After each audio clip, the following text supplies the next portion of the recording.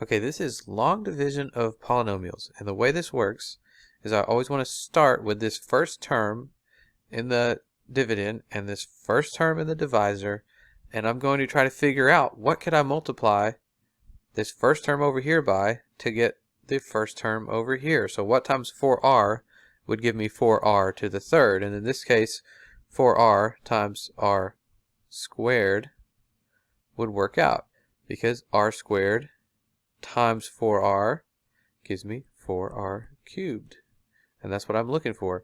But I'm going to distribute this r squared to both of these terms so that I have two terms down here. So r squared times -1 gives me negative r squared. And now I'm going to subtract both of these terms from the terms above them. So I'm going to subtract 4r cubed, and I'm going to subtract what was already a negative r squared. And when I do that, 4r cubed minus 4r cubed cancels out, and you always want the first terms to cancel each other out. Now watch your signs here. This is 3r squared minus negative r squared is going to become plus. So 3r squared plus r squared is now 4r squared. And I'll bring down this next term, whatever it happens to be. In this case, it's a negative 9r. I'll bring that one down, and I'll do the same process again. This time I'm going to try to figure out what could I multiply this first term by over here, 4r. What could I multiply 4r by, this first term in the divisor, to get this first term over here? So 4r times what will give me 4r squared, just like we did in step 1. Okay, so 4r times r is going to give me 4r squared. So that's the term that I'm going to use. So this time it's going to be r times both of these terms again. So r times 4r gives me 4r squared, and you want those to look the same.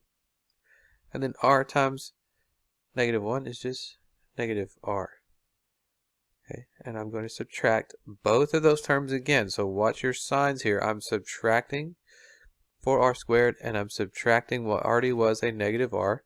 So it's going to make that a plus. Now the terms in the front again will cancel each other out. And then I've got negative 9r plus r, which is just negative 8r. And just like before, we get that answer, we bring down the very next term, which is a plus 3. Oops. Slide it back over.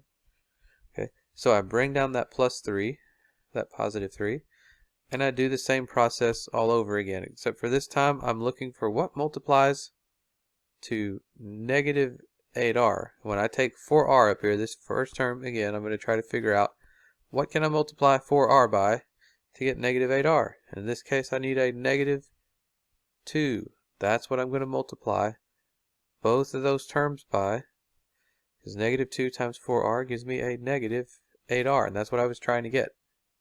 Then negative 2 times -1 gives me positive 2. Okay, and now I'm going to subtract these terms again, just like we've been doing. I'm subtracting a negative 8r, which makes it a plus, and I'm subtracting 2. Subtracting both of those terms. So these will now become opposites, negative 8 and positive 8r, that will cancel each other out. And then 3 minus 2 is just 1. And that last number is always my remainder. So this is the remainder that I got. And my answer is the 3 terms that I have up here in the top. I have nothing else left to bring down, so I know that that's my stopping point. I don't have another number to bring down. So I stop there. My answer would be whatever was up there in the top, r squared plus r minus 2. And now my remainder was 1. I'm going to write that as a fraction. 1 over what I divided by. I divided by 4r minus 1. So that would be my final answer.